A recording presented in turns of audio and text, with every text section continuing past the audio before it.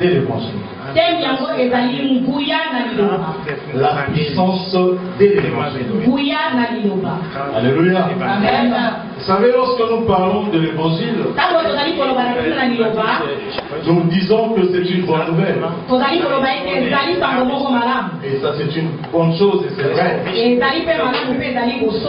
quand nous devons lire par rapport à l'apôtre qui nous a écrit à ce sujet,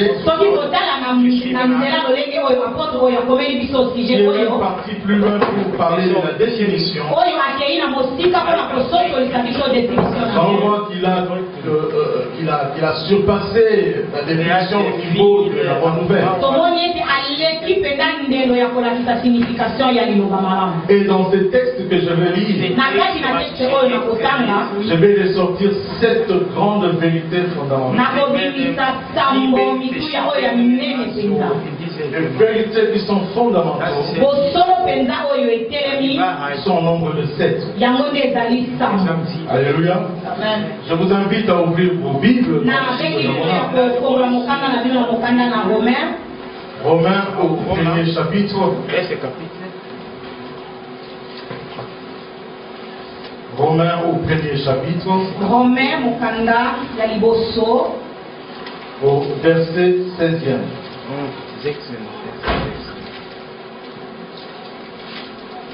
Romains 1er, verset 16e. Je veux lire pour la gloire de Dieu.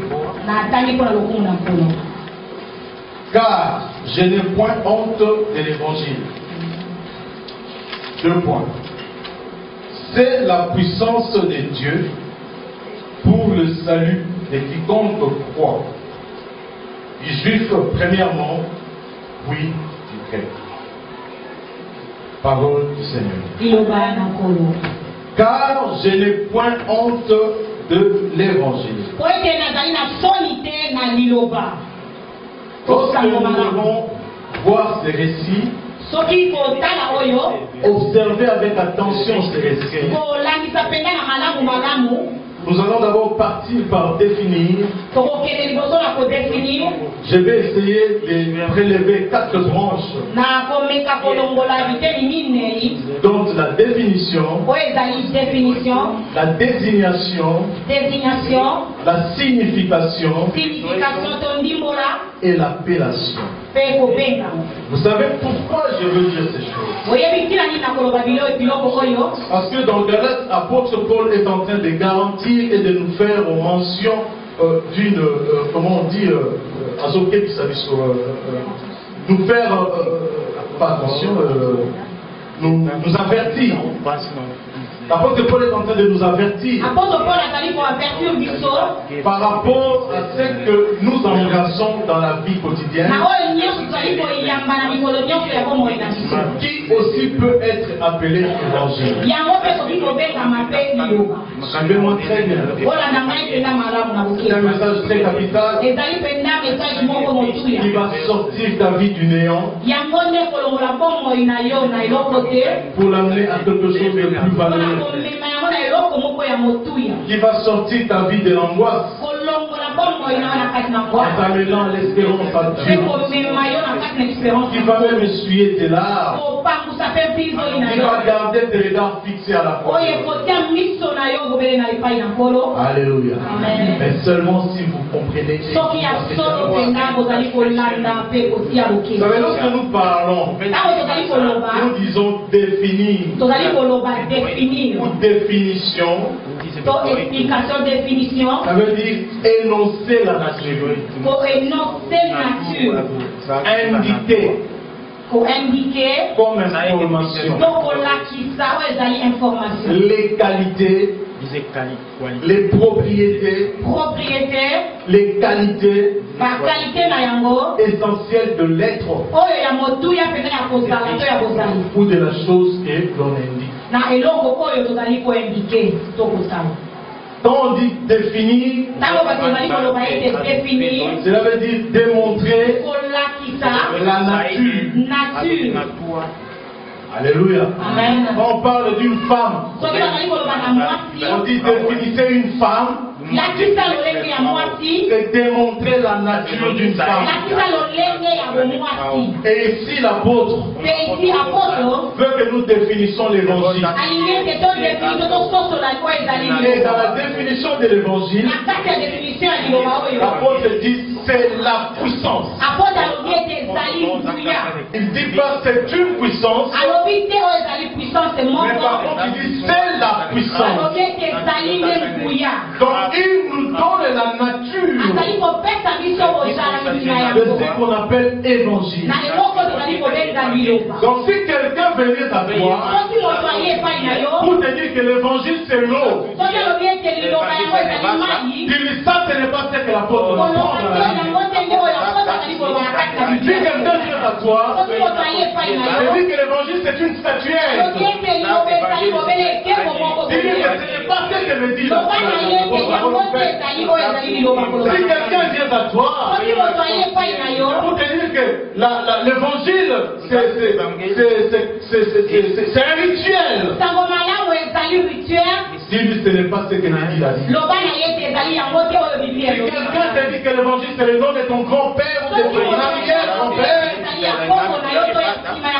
dis-lui ce n'est pas ce que moi j'attends de l'évangile. C'est pourquoi l'apôtre est en train de vouloir nous signifier la nature par définition. L'évangile c'est la puissance. Alléluia. Amen. Et c'est la puissance de Dieu. Amen. Nous sommes dans la désignation. Nous voulons désigner l'évangile. Quand on dit désigner quelqu'un, désigner une maison, désigner un propos, c'est-à-dire faire connaître quelqu'un ou quelque chose de manière précise. Alléluia. Amen. En les nommant. Si je parle de ma femme qui est dans la foule de gens, on me demande de désigner ma femme, je vais pointer là où elle est et je vais être précis dans les prescriptions que je vais donner pour communier de 10 000 femmes que l'on résulte c'est de celles qui lorsqu'on parle de l'évangile, il faut que les choses soient précises. Et toutes les choses ne tournent autour de Dieu. Et notre Dieu n'a pour nom que Jésus-Christ de la Nazareth. Dans la désignation, l'apôtre veut dire que l'évangile c'est le message chrétien. On doit trouver dans ce message la vie chrétienne. On doit trouver dans ce message la chrétienté. En dehors du message chrétien, il vient de s'unir ce qui est la vie de Christ et ses enseignements de Christ et ses enseignements. Donc dans la désignation, quand quelqu'un te désigne le signifie la vie chrétienne dans la nature d'être mais aussi la vie et les enseignements du Seigneur Jésus-Christ. Alléluia. Amen. Est-ce que je suis un peu compliqué?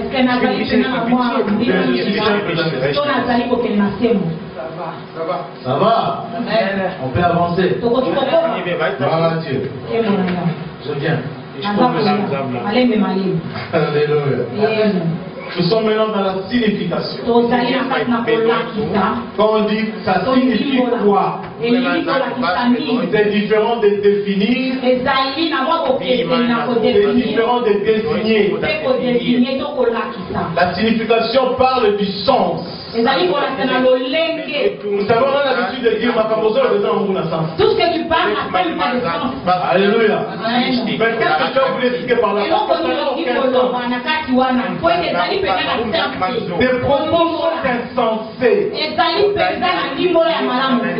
Donc dans l'évangile, il y a aussi un sens.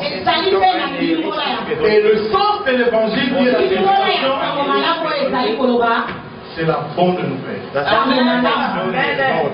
Alléluia. Amen. Quand j'arrive chez papa, je le trouve abattu dans des problèmes. Je dois lui apporter l'évangile dans son sens. Et son sens, et les éléments que je vais rassembler par mon discours. Lui, vous pourrez qui est abattu, sera une bonne nouvelle. Alléluia. N'est-ce pas que quand on te dit, par exemple, comme on a dit l'autre fois, pasteur a prophétisé sur le quadruplé ici dans l'église. Pas les frères, quoi? Moi je crois des problèmes me mettent dans ton camp.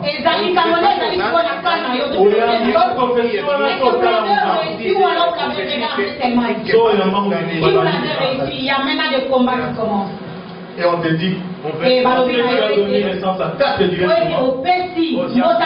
Tu n'es plus locataire. On va te doter d'une maison. N'est-ce pas que c'est une bonne nouvelle? Ça c'est l'essence. C'est l'évangile. Maintenant nous pouvons avoir des appellations par rapport à l'évangile. Les choses que je vous dis sont très capitales. Pour ne pas donner ton oreille à tout le monde. Non, pour ne pas donner ton oreille. Dans la relation du Gondi, c'est l'évangile de Dieu. Lorsque tu m'apportes quelque chose que tu nommes évangile, tu dois l'appeler l'évangile de Dieu. Si tu commences à me dire c'est l'évangile de Baron, je te tourne les dos, je pars. Je pense que quelqu'un me suit. En dehors de l'évangile de Dieu, nous l'appelons l'évangile de Christ. Tu dois me parler de Christ au centre, Christocentrique.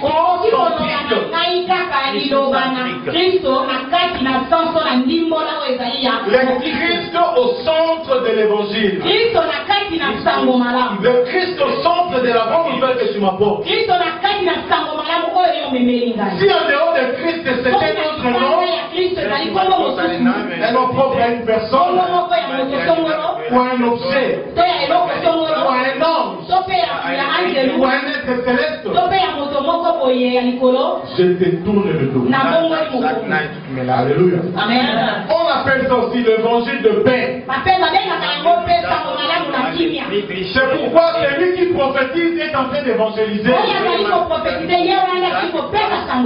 Celui qui prêche est en train d'évangéliser. Celui qui évangélise est en train d'évangéliser. Celui qui fortifie dans l'exhortation, il évangélise. Et dans cette évangélisation, je dois trouver la paix. Il faut que l'objet de la paix sorte de cette évangélisation. C'est pourquoi quiconque prophétise, si ta prophétie commence à déchirer le cœur de la personne qui il m'a pas amené l'évangile de paix. C'est pourquoi l'apôtre dit, examinez tout ici. Prenez ce qui est bien dans la prophétie. Et ce qui n'est pas bien, laissez tomber. L'apôtre ne nous a pas dit de critiquer ceux qui prophétisent, mais de faire l'étude de la prophétie. Et il va même trop loin pour donner 3 grandes lignes qui montrent la prophétie. Pour qu'on comprenne que la prophétie c'est une nouvelle de paix. Bien aimé, que personne ne vous trompe. Nous sommes dans un temps messianique où Jésus-Christ est venu naître. Une femme, par la vertu du Saint-Esprit, il a été sur la terre des hommes, il a fait son ministère, il a été crucifié, mort sur la croix, enseveli avec le monde, les gens méchants, il a triomphé de la mort, il s'est montré parmi les vivants, et il lui a plu de retourner vers le Père. Nous ne sommes plus dans le temps d'Élisée, où lorsqu'on voit un prophète dans une ville, la ville est en panique. Parce qu'il n'y a que 2 messages que le prophète va amener. Soit c'est l'épée de Dieu, soit c'est le bras de Dieu pour l'embrasser. L'épée, c'est-à-dire une prophétie qui va vraiment déchirer.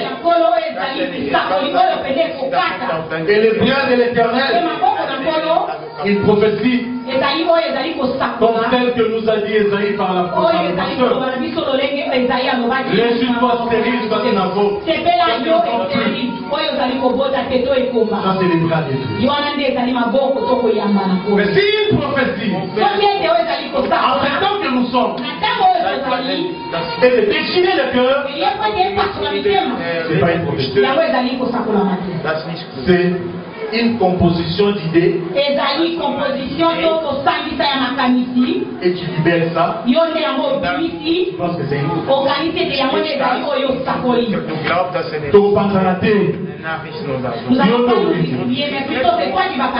Alléluia. Amen. Amen. Suivez-moi bien. Et la prophétie, c'est pour l'église, c'est à l'église. On ne doit pas prophétiser pour vous au cours de route. Le ministère prophétique, ce n'est plus le ministère qui est autant dans la Bible dit dans Ephésiens, c'est pour l'édification du corps. Alléluia. Que le Saint ministère ont été tirés captifs par Christ. Amen. Amen. Attends, pas les c'est pas l'homme de ta vie. C'est pas la femme de ta vie. Moi, c'est lui qui est en train de troubler. Et ton travail n'aille pas de l'avant. Bien-aimé, sors de ma maison. Alléluia. Amen. Amen. Amen. C'est très important. Il faut qu'il y ait la paix. Dans le message de l'évangile. C'est l'évangile de votre ou de notre salut. Lorsque tu me parles de Christ, je dois trouver un intérêt salutaire.